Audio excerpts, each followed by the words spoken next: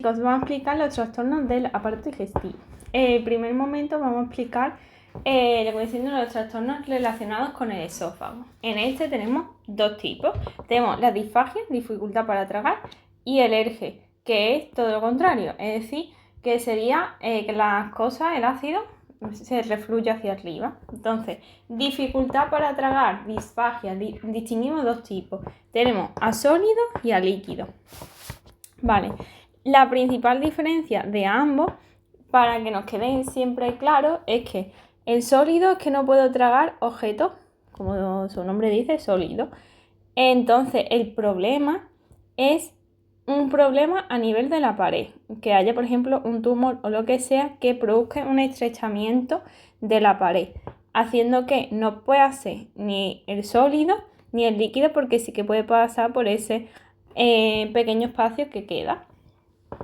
Mientras que no voy a poder ni sólido ni líquido, principalmente si hay un problema a nivel nervioso que impida la correcta motilidad de los músculos que participan en la deglución. Entonces, esa disfagia a sólidos, que hemos dicho que sean problemas a nivel de la pared que produzcan esa estenosis, puede ser progresiva o intermitente, es decir, que poco a poco yo antes podía comer porque este tumor, ¿vale? El tumor era muy pequeñito, entonces yo podía comer un objeto así de grande.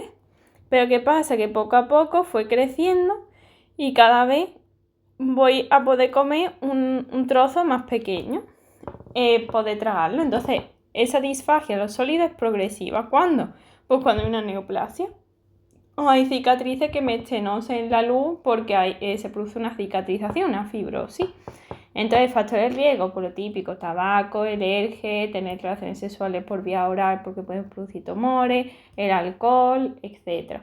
¿Qué voy a sentir? Pues si tengo un tumor, tengo un daño, pues me va a doler la garganta, odinofagia, pérdida de peso porque el tumor gasta mucha energía, pirosis, tos, ronquera, porque se me está comprimiendo el nervio laríngeo, y entonces pues empieza como está sobreestimulado, pues empiezo a toser, ¿vale? Y por el otro lado tenemos de forma intermitente. Esto quiere decir que la pared lo que va a tener va a ser pequeñas alteraciones, haciendo que aquí me cueste, pero aquí no tanto, y aquí me cueste y aquí no, en plan, y que va dependiendo, ¿no?, del nivel. Entonces, dentro de los intermitentes, las causas pueden ser intermitentes porque haya una membrana.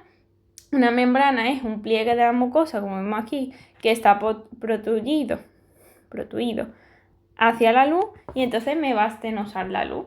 Por ejemplo, está el Plummer-Vinson, que es un tipo de membrana esofágica, pero que se encuentra en el esfínter esofágico superior. Entonces, como estas membranas, ¿no?, están expuestas al paso del alimento, puede dañarse un poco el epitelio. Entonces puede producir pequeñas hemorragias, dando lugar a esa anemia y a que se acumule la comida en los agujeritos que quedan, y entonces pues esto empieza a oler peste y tenemos halitosis, y puede infectarse porque como aquí se quedan restos de comida, pues puede infectarse. ¿Qué otras cosas podemos tener? Que en vez de que sean anillos, o sea, en vez de que sea un pliegue en la membrana, es que se formen anillos, es decir, que el tubo sea como así, a nivel circular haya una constricción. Si el tubo es así de grande, pues un anillo fibroso, pues es que me lo estrecha el tubo, ¿ves? En vez de ser así de grande, se pone más chiquitito porque todo esto está fibrosado. O puede ser divertículo esofágico, que son pequeños saquitos, es decir, en vez de meterse para adentro, lo que pasa es que se formen pequeños saquitos para afuera. La luz como que aquí se abre, pero al abrirse parte, se queda aquí acumulado, y va a pasar igual que en la membrana, cuando tenemos membrana, se puede quedar el alimento y nos huele peste la boca y podemos tener riesgo de infecciones y tal. Vale, y ahora tenemos la disfagia de sólidos y líquidos. Como he dicho anteriormente, esto suele estar relacionado con problemas a nivel nervioso que impida el correcto funcionamiento de la contracción de la musculatura. Entonces, puede ser progresiva o brusca inesperada. Es decir, si es progresiva, poco a poco voy perdiendo esa capacidad de contraer los músculos, puede ser a nivel orofaringio porque tengo un trastorno en plan neurológico degenerativo, como por ejemplo el Alzheimer o cualquier otro trastorno a nivel del sistema nervioso central, que produzca ese deterioro a nivel del control motor a nivel del sistema nervioso. Y por el otro lado, si no es a nivel orofaringio y el problema está a nivel del esófago, tenemos la acalasia. La acalasia es básicamente que el plexo mientérico, es decir, el plexo del esófago, se ha destruido. Y como está destruido, no puede contraerse. Y por tanto no puedo apretar, es decir, el esófago, cuando tiene aquí la bola, para poder bajarla, lo que hace es que comprimo aquí y abro en la siguiente. Y ahora cuando la bola está aquí, lo que hago es comprimo esta zona para que siga avanzando y dilato la siguiente. Y así va bajando. ¿Qué pasa?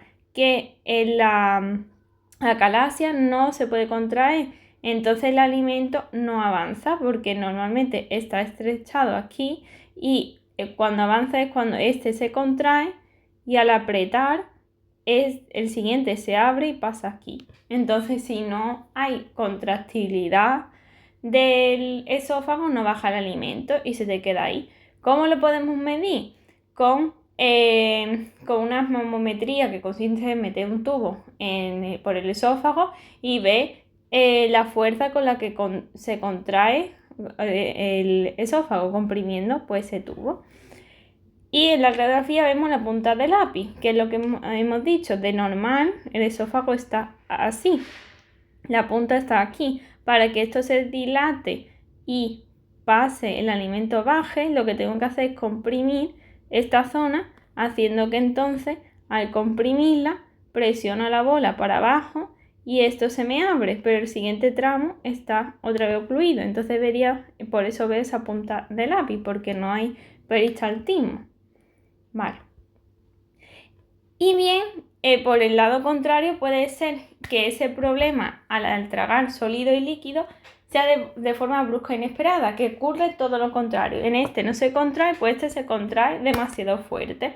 Entonces vamos a ver el esófago rosariado, es decir, vamos a verlo todo comprimidito, en plan así, muy chiquitito el agujero, porque está todo súper comprimido, ¿vale? Entonces, ¿qué vería la osmometría? Pues una gran fuerza de contracción de ese esófago y los síntomas, pues un gran dolor de glúteo porque no avanza y porque se contrae con demasiada fuerza presionando los nervios sensitivos que están en lo que viene siendo la mucosa. Entonces le apretas muy fuerte y te duele. Y entonces pues eso. Vale. Ya tenemos el trastorno que hemos dicho del reflujo. El reflujo puede ser por dos tipos, por dos cosas. Puede ser o bien porque hay un menor tono a nivel del esfínter esofágico inferior, es decir, el que se une a lo que viene siendo la zona del cardia, del estómago, que haya aquí un problema en el que no se comprima cuando se está haciendo la digestión y entonces se me sube el reflujo gástrico hacia arriba. Entonces, ¿por qué puede ser? Puede ser transitoria porque haya comido mucho, sea una comida copiosa en plan de grasa, que tome tabaco, que consuma alcohol, que tome café y que me tumbe. Es decir, la típica comida súper fuerte que te produce de Navidad, que después como estás muy cansada y te tumbas, pues te puede dar reflujo porque todas estas sustancias pues como que como que dilatan el esfínter esofágico inferior. Pero y entonces de forma transitoria si cometes estos pecados. Pero si no, no pasa nada y en el momento que pase y te tragues la comida, pues ya no hay reflujo. Pero puede ser permanente. ¿Y permanente por qué? Porque aumente la presión intraabdominal, es decir, que tenga mucho volumen en tu barriguita y entonces te comprime el estómago. Y al comprimir el estómago yo presiono aquí y el estómago pues entonces va a echar la comida para arriba. Y esto puede ser pues embarazo, puede ser por una esclerodermia por fibrosis o puede ser, por ejemplo, porque tenga una obesidad o lo que sea, ¿vale? Y la otra causa de ERGE es porque tengo una alteración anatómica en el que básicamente nosotros si recordamos de anatomía teníamos aquí el diafragma y ahora lo normal es que aquí está el esófago. El esfínter esofágico inferior está aquí, ¿no? Y ahora aquí está el cardia y aquí está el fundus gástrico y tal, que está por debajo. Entonces, ¿qué puede ser? Por deslizamiento en el que en vez de encontrarse esto así, el problema es que se me desliza el estómago hacia arriba. Entonces, lo que va a pasar es que el estómago está arriba. Entonces, ¿qué ocurre? Que cuando yo estoy comiendo, aquí el esófago, o sea, el diafragma no me ayuda a cerrar la comunicación del estómago con el esófago, entonces la comida sube. Pero también puede pasar, entonces esto es más frecuente en la obesidad y tal, porque al comprimirse por el aumento del abdomen, del volumen del abdomen, comprimir el estómago puede presionarlo hacia arriba. Pero también tenemos otra causa que sería la paraesofágica, en el que en vez de subirse el estómago hacia arriba, lo que ocurre es que aquí está el esófago, ahora vendría el cardia y ahora lo que ocurre es que parte del estómago, de la parte de arriba del estómago, se me sube por encima del nivel de lo que viene siendo el diafragma. Es decir, en vez de estar, o sea, como que está así comprimido. Entonces, el problema es que solamente está subido el fundus. Entonces, tiene más complicaciones porque tiene el riesgo de que lo necrose, porque aquí estaba como todo subido y aquí lo que está subido es la parte del fundus, es decir, la parte de arriba. Entonces, esta zona puede estar demasiado comprimida por el diafragma y que no le llegue suficiente irrigación porque lo estamos comprimiendo los vasos sanguíneos que hay en la mucosa del estómago. Vale, y ahora tenemos ¿qué síntomas vamos a tener? Pues todo lo que hemos sentido, que hemos tenido el reflujo, pues el gran ácido del esófago sube para arriba, entonces notas como que te quema, tienes riesgo de broncoaspirar ese contenido gástrico ácido y ese ácido te va a lesionar el esófago, dándote ese dolor, ese malestar, ese picor, por así decirlo, y al lesionarse la mucosa, pues puede sangrar, entonces puede dar anemia ferropénica. También puede ocasionar el riesgo de esa metaplasia intestinal si se da de forma crónica y provocar el esófago de Barrett. Y puede producir esclerosis, es decir, que se fibrose esa zona del esófago, dando lugar a una disfagia progresiva a sólidos, como dijimos anteriormente. ¿Veis? Vale. Bueno, pues vamos con respecto a los problemas del intestino. Pues los problemas del intestino básicamente vamos a tener estos 4. Pues que no hagas caca, que hagas caca blanda, casi líquida, que se obstruya lo que viene siendo o se paralicen los intestinos y por el otro lado que el intestino sea irritable y entonces dé lugar a una defecación irregular. Hay veces con periodos de diarrea y con periodos de estreñimiento alternante. Vale. Pues ¿qué es el estreñimiento? El estreñimiento básicamente es que defeco poco y las cacas son duras y pequeñitas, caprinas, como se dicen, como de las cabras. y que te cuesta pues mucho cagar. Entonces, como no cagas, pues no tenéis que decir la sensación de tener la mierda en el culo y que no lo puedes sacar, básicamente. Entonces, el estreñimiento. Tenemos dos causas. La primera, porque se lentezca el tránsito del colon, es decir, que no tenga una velocidad suficiente de compresión del peristaltismo de ese colon y entonces no pase la caquita hasta el ano. La causa puede ser que no avance por una obstrucción, por una estenosis o una neoplasia, un tumor que me lo comprima, que me estreche la luz, o bien por problemas nerviosos, que puede ser una disfunción miopática, como la esclerodermia o el verapamilo, que al ser calcio antagonista bloquean el calcio. Como sabemos, el calcio es necesario para poder contraer los músculos. Entonces, si no tengo calcio, no puedo contraer los músculos. Puede ser neuropática porque hay una lesión a nivel de los nervios y entonces no me inerve lo que viene siendo el colon, como por ejemplo en la neuropatía diabética, porque hay hiperglucemia, pero por así decirlo no está la insulina, que lo que hace es abrir la boquita de las células para que pueda comer la glucosa, y si no come glucosa se muere desmayada de hambre. Y entonces el nervio se muere y esa zona sin inervar, entonces no se puede contraer. La enfermedad de Hirschsprung, que es básicamente que los nervios se lesionan, es lo mismo, los nervios se lesionan y no funcionan. Los anticolinérgicos, si bloquea la acetilcolina, no puede contraerse tampoco la musculatura, etc., ¿no? Y de origen extradigestivo, por hipotiroidismo, porque disminuye el metabolismo.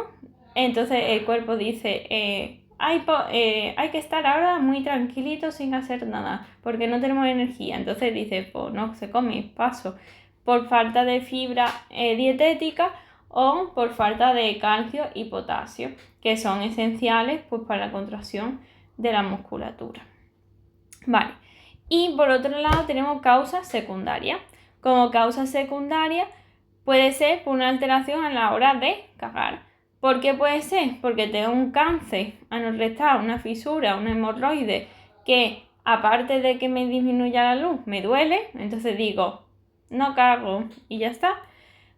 Y la sensación de tenesmo es porque como estrechan la luz, nota el colon como el recto, como que hay un objeto, pero esa masa que nota es el tumor. Vale, o la hemorroide. Después tenemos la alteración del reflejo de la defecación, que puede ser el problema nosotros cagamos porque notamos que la bola de caca llega al recto. Entonces, al llegar al recto, comprime las paredes y le dice, oye, estoy aquí, comprime el recto y abre el esfínter esofágico, y abre el esfínter anal, que voy para abajo, ¿sabes? Entonces puede ser por un problema a nivel nervioso que no lo detecte, que no sea capaz de comprimirlo, o funcional, es decir, que tú voluntariamente digas, no hago caca, y entonces tu colon, tu recto, se acostumbra a sentir caca. Entonces, con una cantidad de caca normal, que todo el mundo iríamos al baño, pues digo, me cago, pues nos cagaríamos, pero tú como has acostumbrado a tu colon a ser más tolerante, a soportar más presión contra sus paredes, pues dice, todavía no es el momento. Entonces no vas al baño. O puede ser por una disquinesia anismo en el que pues no sabes cagar y en vez de abrir, lo que viene siendo al apretar, en vez de apretar los músculos del abdomen para que salga para afuera, apretas los músculos, por así decirlo, del culo. Es decir, el esfínter anal y el pubo rectal. Entonces, en vez de empujar, lo que hace es cerrar la salida. Y por otro lado, tenemos neurogénicos, que hemos dicho que hay un problema a la hora de la sensibilidad o a la hora motora. Entonces, tenemos la enfermedad de Hirschsprung, en el que no tenemos musculatura porque los plexos, es decir, los nervios motores me los destruían, y entonces no no puedo relajar el esfínter anal porque el esfínter anal siempre está comprimido, lo que yo hago es soltarlo. Y por otro lado, puede ser por una sección a nivel de la médula, del cono o los nervios, que tengo seccionado el nervio, puede ser que se haya destruido el pleso o que estén rotos los nervios, estén seccionados. En todo caso, tengo esa zona sin inervación y entonces no puedes relajar la musculatura ante ese reflejo, ante la detección de esa caca. Y ya está. Vale, pues ahora tenemos todo lo contrario. ¿Qué es la diarrea? La diarrea es que hago caca más de la cuenta. Un volumen demasiado grande, más de 200 gramos, más de 3 veces al día y de poca consistencia. Es decir, lo típico. Me cago y la caca es líquida. Entonces, tenemos que la diarrea puede ser aguda si dura menos de 2 semanas, subaguda si llega hasta de 2 a 4 semanas y crónica si dura más de 4 semanas, que te estás así cagando. Y la pseudodiarrea es que defeco muchas veces, pero no son en grandes cantidades, es decir, voy mucho al baño, pero las caquitas son pequeñitas y no son líquidas. Esto es uno de los síndromes de intestino irritable, que hemos dicho que sus cacas se acompañan de periodos de estreñimiento y diarrea. ¿Vale? Pues este tipo de diarrea. Ahora, tipo de diarrea, pues tenemos secretora, osmótica, inflamatoria y motora. Vale. Secretora significa que vamos a echar cosas nosotros al intestino. Y esto es porque tenemos infecciones víricas, porque tenemos aumentado el AMP cíclico y hay una mala absorción, o por un gastrinoma, en el que básicamente lo que ocurre que se libera o bien por el nivel de una infección de enterotoxina o por el AMP cíclico que produzca que nuestras células liberen cloro y sodio porque me las rompen, la libera a lo que viene siendo a la luz intestinal. ¿Y qué pasa? Que los iones arrastran agua, es decir, se llevan el agua con ella. Entonces, al llevarse el agua con ella, pues hago diarrea súper abundante y muy líquida, porque arrastro el agua. Entonces, ¿qué va a pasar? Que como echo el sodio por las heces, el hiato osmolar va a disminuir. ¿Por qué? Porque va a haber una diferencia, la diferencia entre la sangre y la caca, pues va a ser menos, va a haber menos en la sangre que en la caca. Entonces voy a ver que disminuye. Y que esto es independiente de si come o deja de comer, porque hemos dicho que la bacteria o tengo un problema en la absorción porque o un problema en el AMP cíclico o un gastrinoma que está constantemente liberando gastrina, que me produzca que mis células como que se mueran, bueno, como que no, como que se mueren, se abren los canales y liberan el cloro y el sodio. Entonces, pues se arrastra el agua y adiós. Entonces, el hiato osmolar entre la sangre y el lumen intestinal, como hemos dicho, pues está disminuido. ¿Y qué pasa? Que no hay moléculas, sustancias que puedan fermentar las bacterias, porque son iones, sodio, cloro y tal. Pero ¿qué pasa? Que entonces, como no hay fermentación, pues no hay gas, porque lo que aumenta es el sodio y el cloro y tal. Pero tenemos el caso en el que sí, pues fermenta, que es en el caso de la diarrea osmótica, en el que yo no puedo digerir la lactosa, la fructosa o, por ejemplo, la lactosa, la glucosa, la fructosa, es decir, todo lo que dicen los azúcares. Entonces, como no lo puedo, son disacáridas y no la puedo terminar de romper en monosacáridos para yo poder absorberlo, como son demasiado grandes para mis vellosidades intestinales para chuparlas, pues se quedan en el intestino. Entonces, estas sustancias también se llevan el agua con ellas. Entonces, arrastran el agua y por eso tengo la diarrea. Entonces, cesan ayuno, ¿por qué? Porque si yo no tomo ni la lactosa, ni me tomo la glucosa, la fructosa y tal, pues como aquí lo que pasa es que tengo un síndrome de absorción o que no tengo la enzima que me la lisan esas moléculas. Como no las tengo, si yo evito comer esas comidas, no tengo problema. Entonces cesan en el ayuno, si yo no me las como. ¿Y qué voy a ver entonces? Que el hidrato osmolar está aumentada porque hay más solutos, por así decirlo, en las heces, que son los que yo tengo aquí, que en la sangre. Bueno, más bien, que tengo poco sodio en las heces y mucho en la sangre. Entre uno y otro gana la sangre. Y como gana la sangre la concentración de sodio, pues por eso veo el hidrato osmolar aumentado.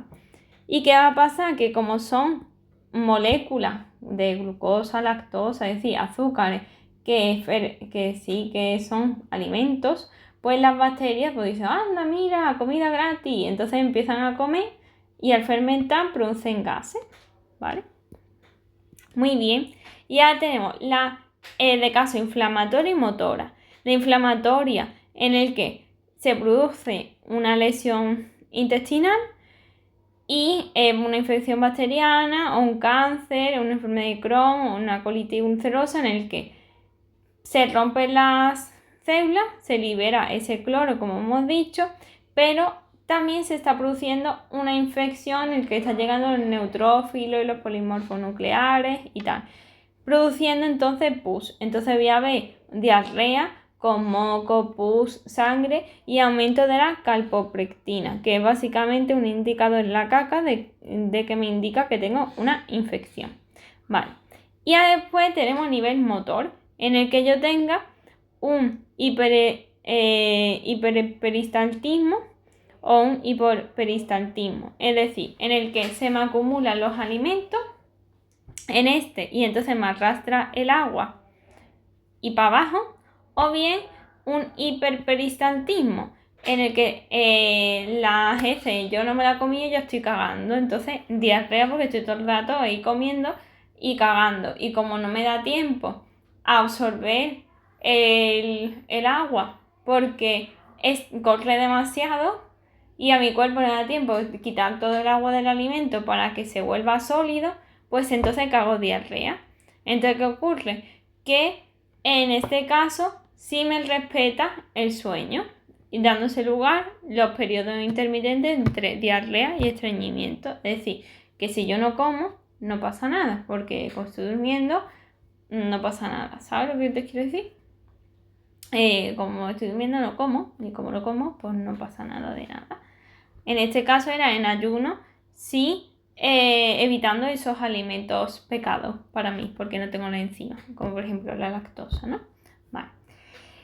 Ahora tenemos el ilio. El ilio consiste en una obstrucción de las asas intestinales.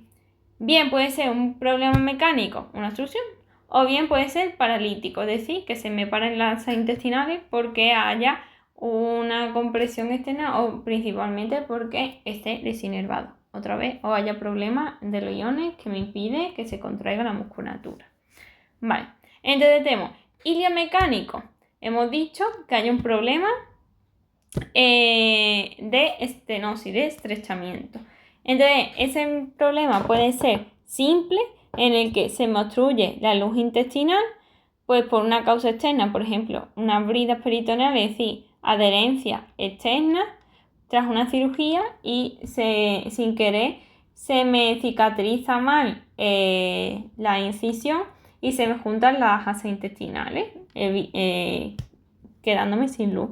Puede ser intramural, es decir, que tengo un tumor a nivel de la luz intestinal, o es decir, a nivel de la pared. Es decir, tenemos intraluminal, fecaloma, es decir, un trozo de mierda dura que se me queda aquí impactado, o por ejemplo un ilio biliar, es decir, un cálculo biliar gigante y me quedo sin luz. En intramural el problema es que se me produce un tumor en lo que viene siendo en el tubo, en la musculatura de lo que viene siendo el tubo. Entonces crece dentro del tubo, ¿no? Dentro de la pared del tubo. Y el extrínseco es que hay algo que me está comprimiendo de forma desde fuera. Vale, las consecuencias, pues ¿cuál va a ser? Pues las heces van a tener gases. ¿Por qué? Porque se me van con la caca, se me va a quedar ahí acumular los alimentos, porque llega el alimento yo comido.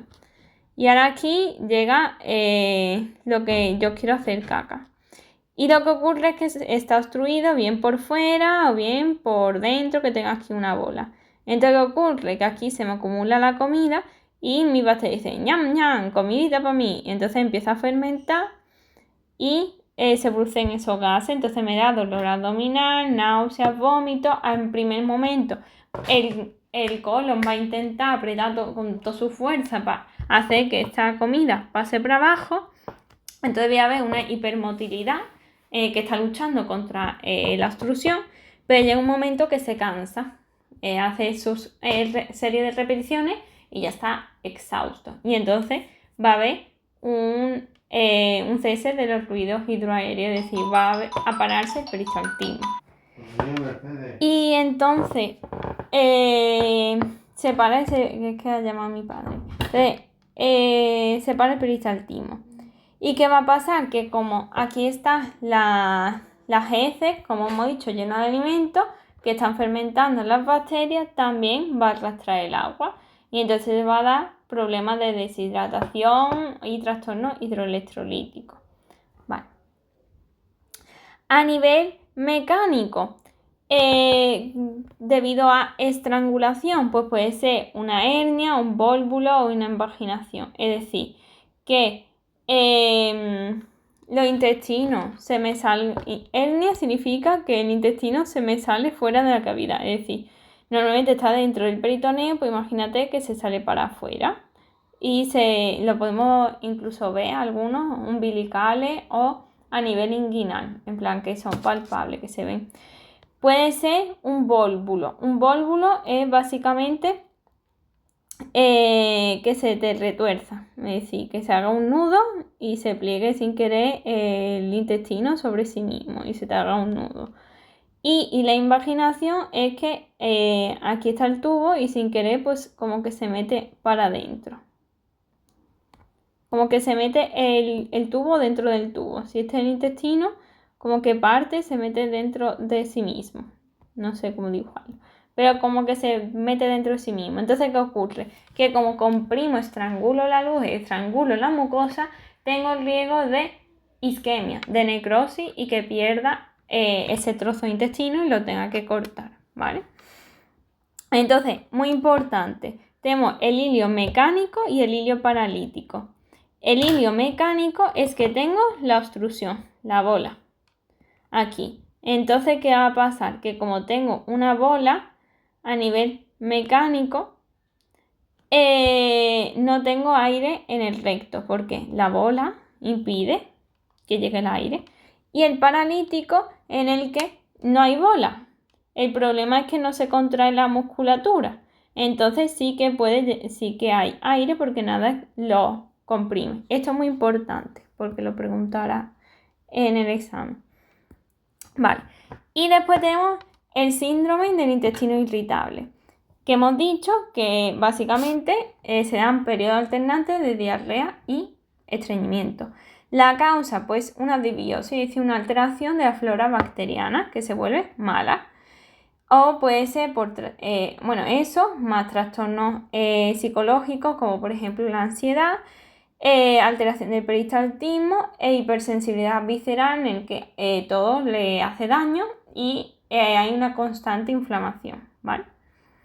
Entonces, ¿qué es lo que va a sentir la persona? Pues dolor o malestar abdominal al menos una vez al día, una vez al día durante 3 semanas, y que ese dolor desaparezca después de comer, después de cagar, que se den esa alternancia entre periodo de diarrea y estreñimiento y la necesidad de ir corriendo al baño, urgencia defecatoria y que vaya muchas veces al baño, hiperdefecación, mocos en la heces y distensión abdominal por esa disbiosis en el que pues nuestras bacterias de la flora intestinal pues se están gozando o comiendo de todo, entonces me producen esos gases.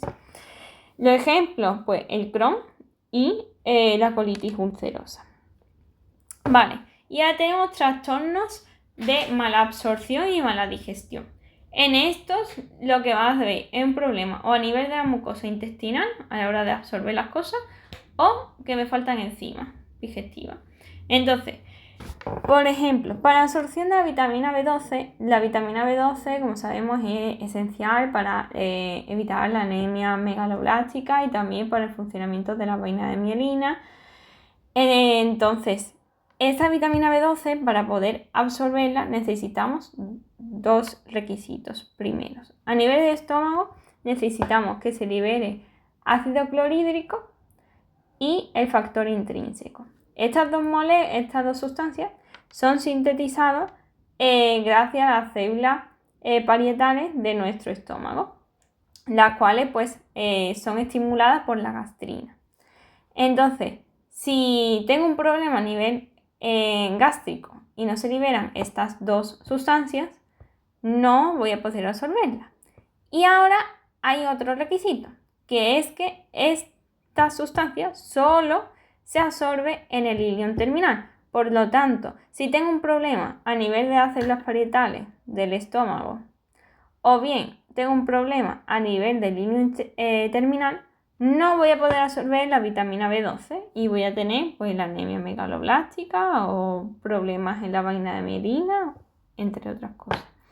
Entonces, teniendo esto en cuenta, vamos a seguir adelante. Entonces tenemos trastornos de mala absorción y mala digestión. ¿Qué va a pasar? Pues como no puedo absorber los alimentos ni los puedo digerir, se me quedan en la luz.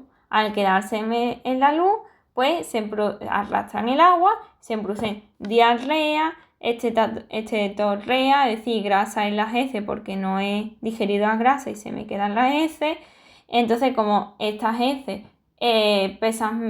son menos consistentes porque están llenas de grasa y de hidrato de carbono y tenía muchos gases y tal, pues esas heces flotan. Meteorismo significa gases en el intestino por los amigos bacterias con su fermentación, y como tengo muchos gases, pues distensión abdominal, se me hincha la barriga. Síntomas de esa falta de absorción de nutrientes, pues malnutrición, entonces falta de vitaminas, de minerales, malnutrición, pérdida de peso, pero tengo apetito. Esto es importante porque la malnutrición es que yo pierdo peso porque no puedo absorberlo o porque no como, pero hambre tengo. Ahora, ¿qué pasa? Que yo también tengo una pérdida de peso si tengo una neoplasia, pero en el caso de la neoplasia pierdo el apetito. Entonces es lo que me va a diferenciar si un paciente viene con pérdida de peso inexplicable, pero tiene hambre, probablemente será un trastorno de mala absorción, mala digestión. Pero si me viene con pérdida de peso y no ha perdido apetito, o sea, y ha perdido el apetito, en plan me está pudiendo hablar de una neoplasia, ¿vale? Bueno, seguimos. Y tenemos la enteropatía pierde proteína, es decir, que como no tengo la enzima digestiva para digerir la proteína y convertirla en aminoácidos, o tengo un problema a nivel de absorber esos aminoácidos, pues pierdo las proteínas por las heces. Entonces, en consecuencia, pues falta de albúmina, por tanto, disminuye la presión oncótica y tengo edema. Diarrea por los aminoácidos que me arrastran el agua, y el aumento de alfa-1 antitripsina, que es básicamente una sustancia que favorece la fibrosis, ¿no? Por ejemplo, como lo vimos a nivel del pulmón, que aumenta la fibrosis y evitando así lo que viene siendo la reparación en plan del pulmón correctamente. Causa pues enfermedad inflamatoria intestinal como la enfermedad de Crohn, la colitis ulcerosa, linfoma, linfangiectasia, insuficiencia cardíaca, gastritis hipertrófica, etc. Es decir, problemas que me vayan a dañar lo que viene siendo las vellosidades intestinales. Vale, ahora, diagnóstico. Pues, ¿qué hago? viene un paciente con estos síntomas de malnutrición y con diarreas explosivas y las heces flotan y tal. Entonces lo que voy a hacer es la prueba Van de Kamer, que es una prueba en la que cojo las heces y voy a medir la cantidad de grasa que tiene. Si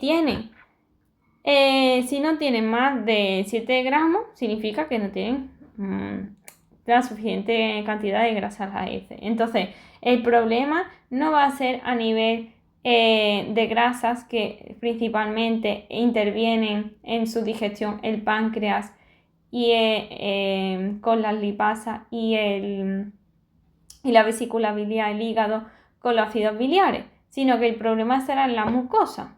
Entonces, la causa ¿por qué? Puede ser por la falta de disacaridasa, es decir, de las enzimas que cortan los hidratos de carbono, porque la grasa sí se absorbe. Entonces lo que me está arrastrando el agua probablemente será la glucosa. Entonces, ¿qué voy a hacer? Le voy a dar una prueba del aliento lactosa-hidrógeno, en el que le voy a dar lactosa al paciente que va a estar marcada. Entonces, una vez que se lo tome, si se lo absorbiera, no fermentarían las bacterias de su intestino esta lactosa porque se le habrá chupado el intestino, pero si no puedes absorberla, pues entonces se abrucincase.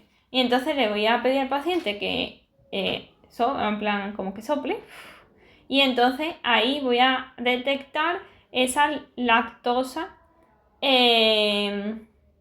volátil que yo había marcado, ¿vale? Porque se libera en forma de gases, se transforma en forma de gases gracias a las bacterias que se están comiendo con la fermentación. Y ahora, si tengo más de 7 gramos, entonces, como hemos dicho, está alterado o el páncreas o el hígado.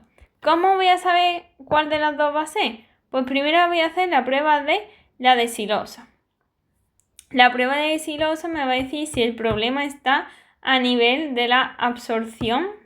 Bueno, o puede ser porque este es el problema a nivel de la absorción del intestino. Entonces, si la prueba de desilosa está mal, significa que está mal el intestino. Es decir, hay un sobrecrecimiento bacteriano y debido a que no se absorben bien correctamente, provocando que no se absorban correctamente los nutrientes por parte de esa mucosa intestinal, no chupe bien. Entonces el diagnóstico pues, va a ser con una biopsia intestinal o una cápsula endoscópica, porque si el problema está a nivel del yeyuno, pues ya le voy diciendo el tubo de la endoscopia y de la gastroscopia no llega.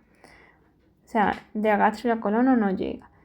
Entonces le doy la cápsula para ver ese trozo que no llego con el tubo. Pero si la prueba de desilosa está bien, significa que mi mucosa está bien. Entonces el problema está a nivel del páncreas o a nivel biliar o a nivel del ilion terminal. Entonces, a nivel del páncreas sería por falta, vería la elastasa fecal en las heces. Y a nivel biliar le hago la prueba del CICAT, no sé, CHAT, no sé cómo se dice, o la prueba de Schilling, que tampoco sé cómo se pronuncia, pero bueno. Entonces, la prueba de CCAT consiste en que yo te voy a dar ácidos biliares marcados. Y ahora, se supone que si no tienes ningún problema, en el ilion terminal, los ácidos biliares se forman a partir de colesterol y es un proceso súper complicado que gasta mucha energía. Entonces, el cuerpo reabsorbe el 80%, porque dice, esto me cuesta mucho trabajo, no lo voy a desperdiciar.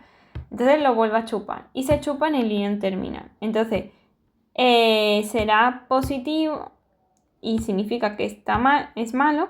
Si veo esos ácidos biliares marcados, haciéndole una gammagrafía, es decir, haciéndole una placa, vamos a decir, como si haciéndole un TAC con contraste al paciente.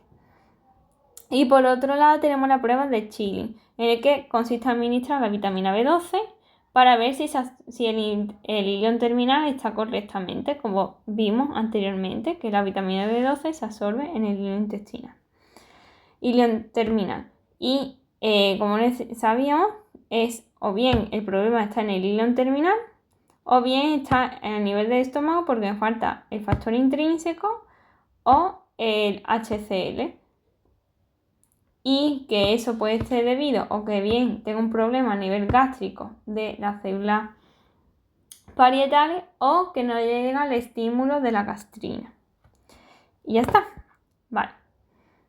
Y ahora nos vamos a los problemas gástricos. Vale. Los problemas del estómago pues vamos a tener principalmente 3. Podemos tener problemas de vómito, es decir, vomitar, sabemos todo el mundo lo que es.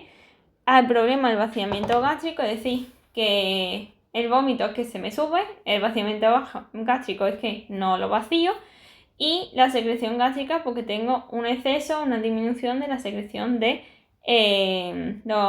ácido clorhídrico. Entonces, tenemos el vómito. El vómito hay que diferenciar náusea y vómito. Náusea es la sensación de querer vomitar y vomitar es expulsar ese contenido gástrico por la boca, ¿vale? La regulación. ¿Cómo está regulado lo que viene siendo el peristaltismo y el centro del vómito? El centro del vómito está a nivel del bulbo. Entonces, ¿qué va a pasar? Que hay una zona a nivel del cerebro, en el cuarto ventrículo, es decir, vamos a decir, en la base del cerebro, donde no hay barrera hematoencefálica. Entonces, allí, esa zona tiene quimiorreceptores, es decir, receptores que detectan las alteraciones a nivel de los iones y a nivel de moléculas y hormonas del cuerpo para saber, para que el cerebro sepa qué es lo que está pasando en el resto del cuerpo. Es decir, están en contacto con la sangre nuestra. Entonces ahí están esos receptores. Entonces si detectan alteraciones en la sangre, pues se activa. También puede producir el vómito porque te marees o se comprima el bulbo o que tengas una hipertensión craneal que me comprima como mucho el bulbo o alteraciones emocionales, etc. También puede ser estimulación faríngea, lo típico de me meto el dedo en la boca y vomito, o porque tengo un problema a nivel del tubo digestivo, entre otras cosas, etc. En plan, todo el mundo sabemos cuando uno entra en ganas de vomitar, ¿no? Total, que esa es la diferencia entre uno y otro y están regulados como mucho de esa manera. Ahora, ¿qué complicaciones puede haber? Pues al vomitar pierdo líquido y ácido. Entonces hay riesgo de deshidratación y de alcalosis porque estoy perdiendo ácido. Entonces va a ser una deshidratación hipovolémica, hiposmótica, es decir, estoy perdiendo líquido y estoy perdiendo iones. Por eso voy a tener disminuido el volumen, hipovolemia, hiposmótica con poco osmolaridad, con pocos iones, porque lo estoy echando por la boca. Y alcalosis metabólica porque estoy echando el ácido. ¿Qué más complicaciones voy a poder tener? Pues riesgo de broncoaspiración, es decir, que en vez de echar por la boca, pasa a los pulmones y la liepardia, el ácido en mis pulmones.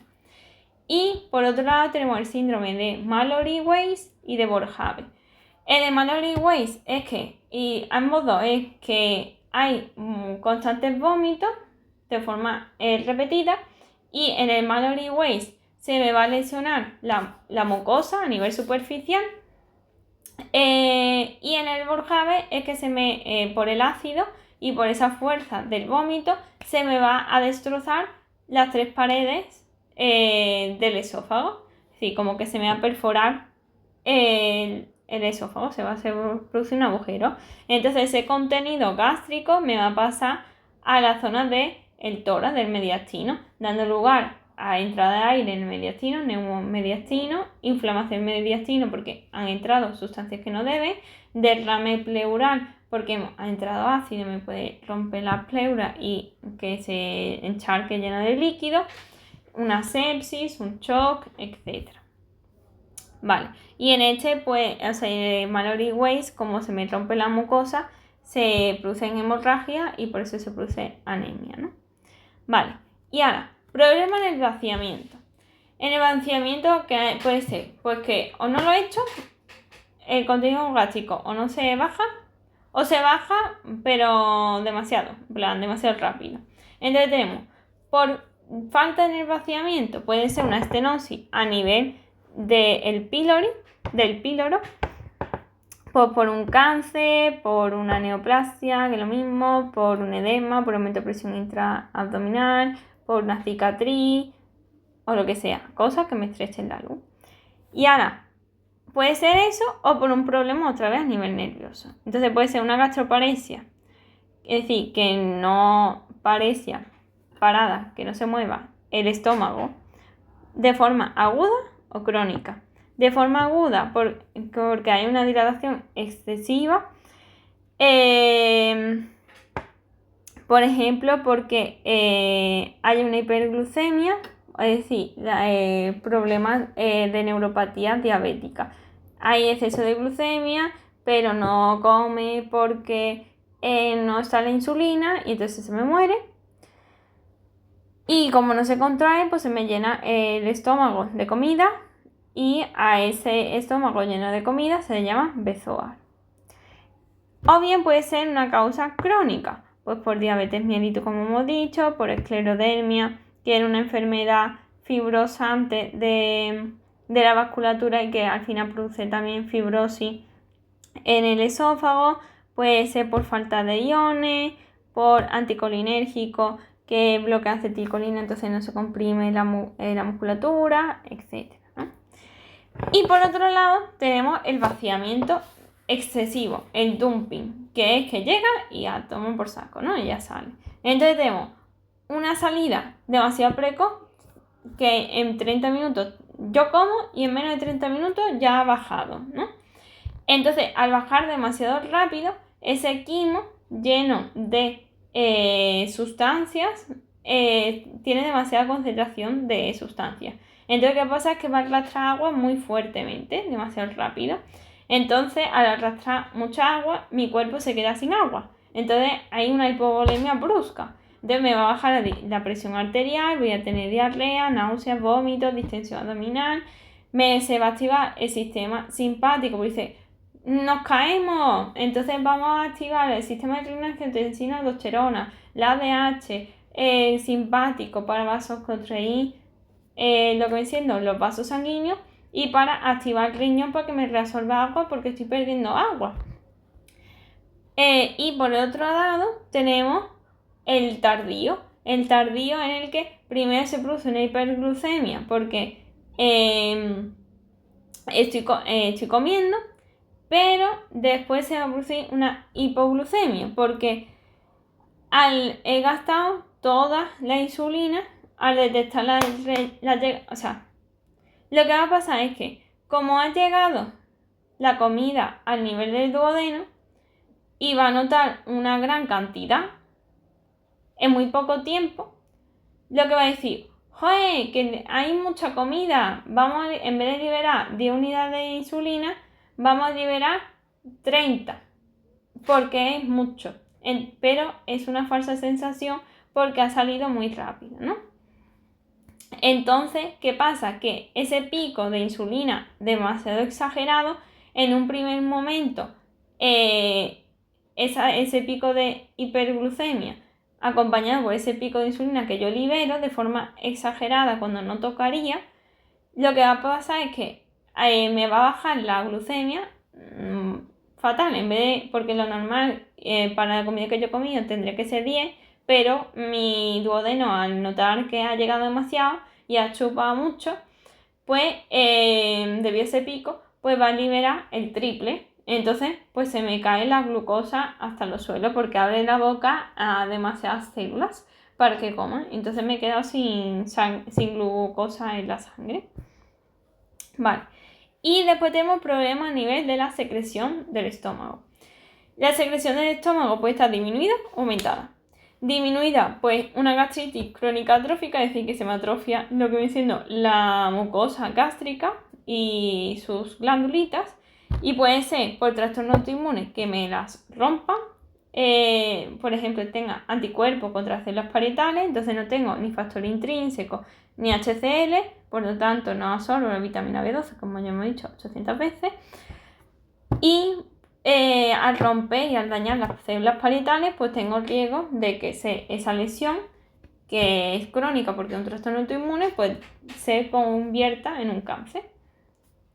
O bien puede ser por el Helicobacter pylori. La Helicobacter pylori lo que va a hacer es va a disminuir el ácido clorhídrico y va a aumentar, y ella para poder sobrevivir en el medio hostil del ácido, lo que hace es destruir a las células parietales para que no liberen ácido clorhídrico, y aparte liberan urea, la cual la usan como tampón, es decir, como una sustancia para que se unan los protones y ella no se muera. Entonces, ¿qué pasa? Que esta urea aparte es tóxica. Entonces, el que el Helicobacter pylori mate la célula gástrica en sí, y por otro lado tengo la urea que me va a matar a las células del estómago, pues me va a matar a todas las células. Entonces va a haber una pangastritis. Entonces va a haber falta de ácido clorhídrico, entonces voy a tener malas digestiones porque no se digiere correctamente, porque no tengo ese ácido que me lo rompe todo. Voy a tener riesgo de metaplasia intestinal y cáncer gástrico porque me estoy dañando, me estoy rompiendo todas las células. Riesgo de úlceras y riesgo de linfomas y riesgo de todo, porque me estoy dañando lo que viene siendo la pared.